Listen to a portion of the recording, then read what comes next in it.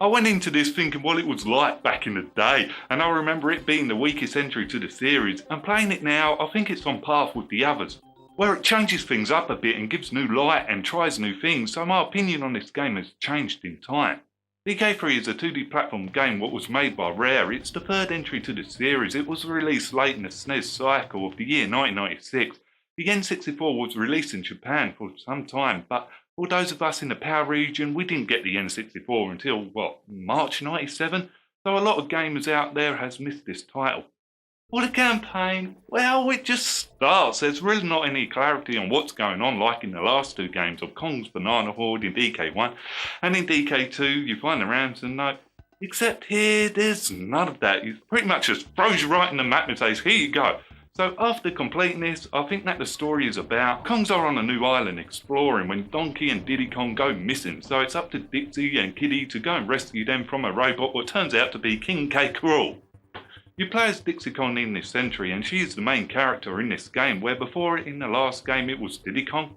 However, here we got a new character, Kiddy Kong, a toddler ape who accompanies Dixie as a second playable companion. And Kiddy Kong is a character that I didn't like, because every time I died as I was playing it as him as the last character on screen, he throws a paddywhack fit, and this is like nails on the chalkboard to me.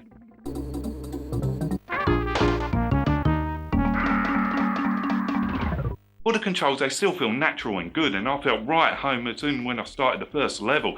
Dixie can still do a helicopter spin, and Kiddy seems to be more of the heavy hitter for larger enemies in this one, similar to DK1 where it was Donkey Kong.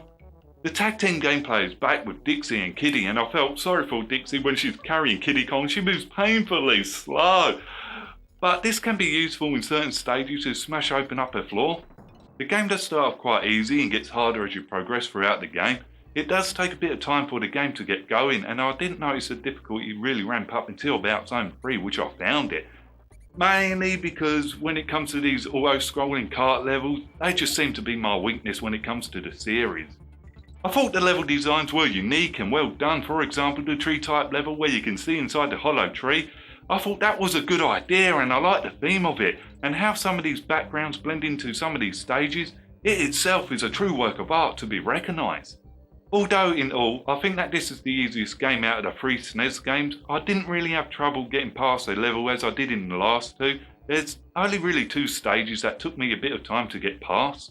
Was the one with the shield basher enemies where they kept on hitting me off the edge, and damn it did I get annoyed with that. And the snowy sled level where I had trouble seeing the enemies when it was snowing hard. Apart from that, it's all about finding that pattern in the levels. I felt like most of the levels were more designed with Dixie in mind than Kiddy, where there's certain timing levels where I found that I had to be so precise with the timing, and Kiddy Kong is way too big of a target in some of these stages. Like the fiery rope climbing one. Fuck, am I bad with names. Yet each level feels well designed with the pattern that the enemy uses, except there is one stage I found annoying, is a reverse controls level. That really did get me swearing a couple of times. This mechanic should have never been used for an entire stage, and this is the only level where I thought that this is bad level design just to piss the player off. The level's not that hard in itself, it just comes off as irritating, especially when the player instantly jumps out of the water and the controls go back to normal, and then you go back in the water and it goes back to reverse controls. So jumping out of the water onto a ledge, it's really frustrating. It's like, what the fuck? And I was looking forward to the end checkpoint when you get this like mini game and hit it on the target. Instead it's not here, and you don't even get Dixie playing the guitar anymore. It's replaced with this, whatever it is.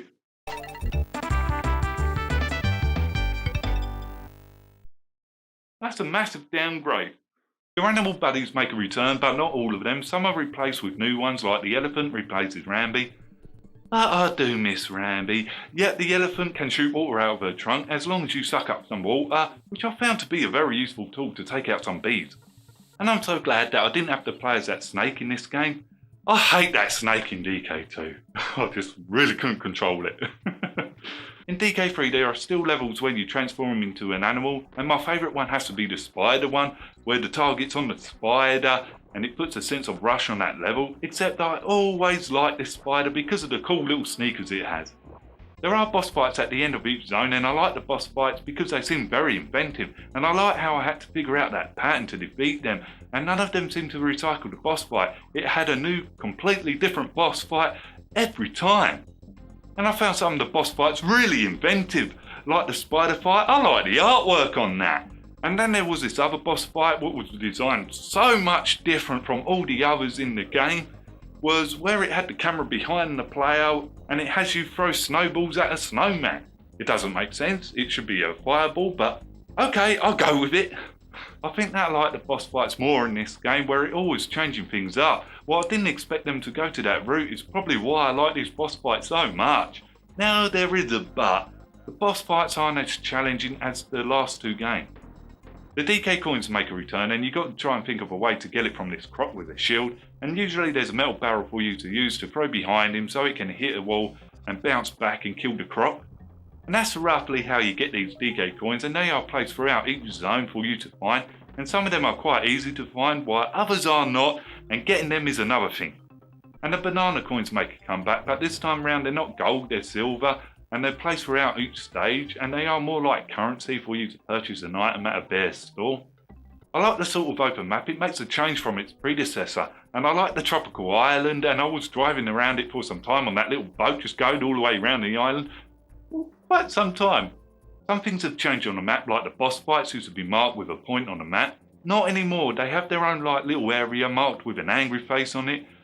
Alongside Granny Save Cave and the bear shop, they're just not marked in the way it used to be, it's just like invisible markers instead. Frankie Kong makes a comeback, and this is where you can save and watch her play the N64 in the background, and if you were the kids of the past, I feel your pain there. This would have been a really big troll. The game is a bit more forgiving than the last two entries, when you can go and do 2 levels and go back to a previous zone and save. You no longer need banana coins to save, which I think is an improvement from the last game, where I can save whenever I want now. And that was my biggest complaint out of Diddy Kong's Quest, that you need 2 banana coins to save. At least here you don't need it anymore. You can save whenever, however, go back, save back there, come back and do the level again. So yeah, I really like the save system in this one. Frankie Kong makes a comeback, and this time he's a mechanic building boats and other vehicles, and I was really hoping that he'd drop that hammer at least once from the way he was throwing it. Come on, at least once, Rare. Let him drop it once. Never happened. You get access to a vehicle near enough right away from Frankie Kong, what you can upgrade by defeating bosses to get the upgrade. Yet if you want that last upgrade, it's going to cost you 25 DK coins, and you need the last vehicle if you're going for that 103% completion. I also like that I no longer needed funky flights to travel back to each zone. You can do that now without it. And then we get to the new character, Kiddy Kong. I've got to say, why is this toddler going on dangerous journeys with so many hazards? That's just bad parenting. And I don't know why, but I think it should have been Funky Kong, then Kiddy Kong to go on this journey. Instead he just loads the kid on you and say, right, you've got to babysit this kid and travel with him. Wait, is Funky Kong the parent? There is also a mini game where you throw a ball at a target, and if you beat him, it often gives you some good stuff. I found it alright the first few times I played this mini game. Although I quickly got bored of this mini game very fast, and I never went back to it past the second zone. There are hidden caves throughout the map for you to find or unlock, like get a buried wretch so he can fix the lift, so you can go on the lift and get to the cave. And these caves have a colour-coded crystal music game in it, and if you succeed, it unlocks a banana bird, a very freaky bird. There are quite a few banana birds for you to find, and not all of them are behind this crystal game. However, you can see the ones that you collected in Granny's cave. The bonus stages also make a return for hidden throughout each level for you to find, although I did not have fun with these stages as I did in the last 2 games. It's like if they were a third fault of the game here. When I finished the game, I could not remember any of the bonus stages. It took some serious fault on my part to remember any of them. Heck, I can still remember the one with the ostrich in DK1, but in DK3, no, not a one. Then I realised I'm a complete idiot that I actually got gameplay footage of these bonus stages. If it weren't for that, I wouldn't be able to remember any of them. There is a hidden zone for you extremist players out there who dares to even go into these zones, where the game gets a lot harder, and this is where the bonus coins come in, where you got to pay the bear to remove the roadblock, so you can progress. Nevertheless, it's still not as hard as DK2's Lost World. Fuck that parrot wind level. That one was really hard. For the graphics, I think they have improved a little since DK2, and in this game it does feel like it's hitting the limit of the Snes, and there are some alternate enemy recreations like the B one, what I thought looked quite good. Where this is a new tropical island, well, it completely feels different, so it makes sense that things have changed. For the AI, it's generally well programmed, with each one has their own pattern, and this is for every enemy in the game, and I like some of the new ones as well. The animations are well done, each character and enemy feels like their own creation. I like the soundtracks in this game, but I wasn't too fond of the first stage level where that was a bit weak and it just didn't feel right from the start. On the other hand, as I went through the game, the sound just got better and better and better through each stage that I went through. It's just that first level, it's just like, get that away.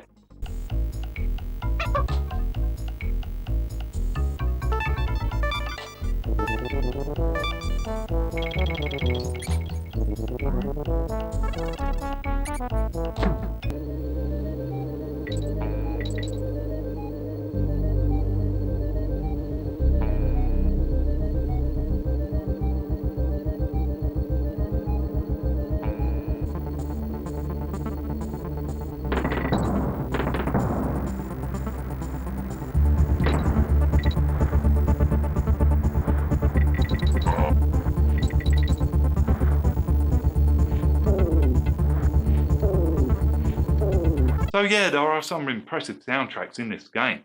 For how long the game is, it's going to vary. I clocked on 3 hours and 42 minutes, except this is just doing the main campaign, but if you're going for that 103% completion, I can see it lasting a lot longer.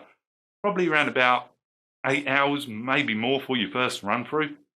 So in the end, I like this game. It was never a dull moment, although I feel like this is the easiest entry to the series out of the 3 Snes games, where it goes more into the comedy route than the last 2, where they were more into the serious side of things. Even though you got a talking crocodile, but yeah, it was still in the more serious side. So have you played Donkey Kong Country 3 Dixie Double Trouble? What do you think of it? Leave it in the comments below. Until next game, you guessed it, I'm fucking off.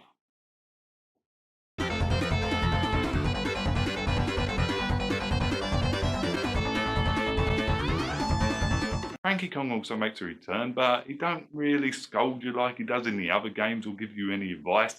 In this, it's just like, you got to face him in the carnival game.